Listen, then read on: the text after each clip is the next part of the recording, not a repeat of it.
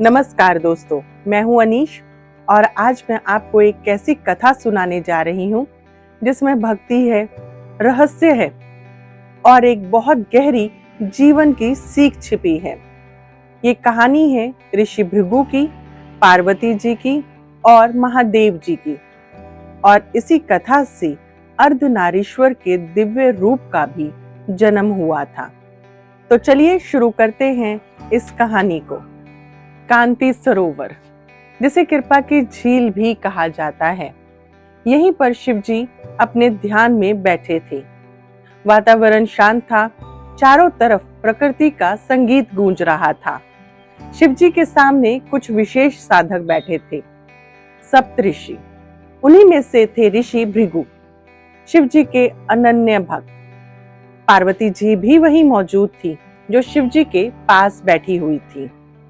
ऋषि भृगु सुबह बहुत जल्दी आ गए। उनके लिए हर दिन की शुरुआत शिवजी की परिक्रमा से होती थी। उनकी भक्ति में एक मासूम सी जिद थी कि परिक्रमा सिर्फ शिवजी की ही करनी है और किसी की नहीं।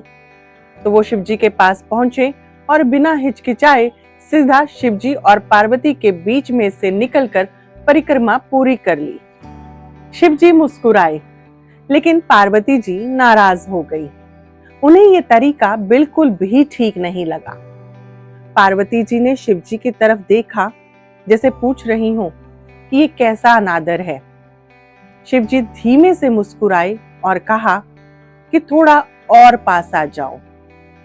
पार्वती जी और करीब आ गई। अब दोनों के बीच कोई जगह नहीं थी। भृगु जी ने देखा कि रास्ता बिल्कुल भी नहीं है, लेकिन उनकी भक्ति का रास्ता कभी बंद नहीं होता। रास्ता न देखकर भृगु ने तुरंत चूहे का रूप बना लिया और चुपचाप उनके बीच में से फिसलकर निकल गए और अपनी परिक्रमा पूरी कर ली। शिवजी प्रसन्न थे, पार्वती जी और गुस्से में थी। अब पार्वती जी ने निश्चय किया कि उन्हें रोकना ही होगा। वो शिवजी के और करीब बैठ गई।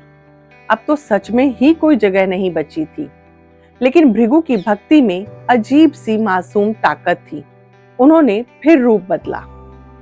इस बार ऋषि भृगु ने एक छोटा पंछी बनकर और उड़कर पूरी परिक्रमा कर ली। अब पार्वती जी और क्रोधित हो उठी। पार्वती जी के क्रोध को शांत करने के लिए शिवजी ने उन्हें अपने भीतर समा लिया। उनका आधा हिस्सा शिवजी का बन गया और आधा पार्वती जी का। और यहीं से जन्म हुआ अर्धनारीश्वर का, जहां शिव शक्ति एक साथ रहते हैं। जब ऋषि भृगु ने यह दिव्य रूप देखा तो उसने फिर से एक नया तरीका निकाल लिया। इस बार वो मधुमक्खी बन गए। सीधा जाकर उन्होंने अर्धनारीश्वर की दाहिनी टांग की चारों ओर चक्कर लगा दिया। भक्ति का ये बचपना देखकर शिवजी मुस्कुरा दिए और थोड़े चिंतित भी हुए। शिवजी जानते थे भक्ति अच्छी है, लेकिन अगर भक्ति किसी एक पक्ष में चिपक जाए तो इंसान पूरी सृष्टि का संतुलन समझ नहीं पाता। इसीलिए शिवजी सिद्धासन में बैठ गए, एक ऐसी मुद्रा जिसमें भृगु के पास कोई विकल्प नहीं बचा था। अब अगर भृगु परिक्रमा करेंगे तो उन्हें दोनों सिद्धांतों यानी कि शक्ति और शिव दोनों की परिक्रमा एक साथ करनी होगी। दोस्तों, इस कहानी का सार बहुत ही सुंदर है। भृगु की भक्ति सच्ची थी, लेकिन एक तरफा। वो सिर्फ शिवजी को देख रहे थे, शक्ति को नहीं। जबकि सृष्टि का आधार दोनों है, ऊर्जा और चेतना, भाव और बुद्धि, स्त्री और पुरुष, क्रिया और स्थिरता। दोनों साथ मिलकर ही दुनिया को संतुलित करते हैं। यही अर्धनारीश्वर का रहस्य है। एकता का सिद्धांत, संतुलन का नियम, पूर्णता का सूत्र। अगर हम जीवन में सिर्फ एक पहलू पकड़कर ही चलेंगे तो ये जीवन अधूरा रह जाएगा। काम और परिवार, ध्यान और कर्म, ताकत और करुणा, सबका संतुलन ही जीवन को सुंदर बनाता है और यही अर्धनारीश्वर का सार है। अगर आपको ये कहानी पसंद आई है तो इसे अपनों के बीच जरूर शेयर करें।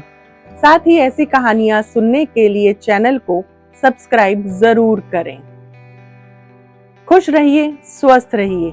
मन और दिमाग को शांत रखने के लिए रोजाना मेडिटेशन और योगा जरूर करें। ओम नमः शिवाय। हर हर महादेव।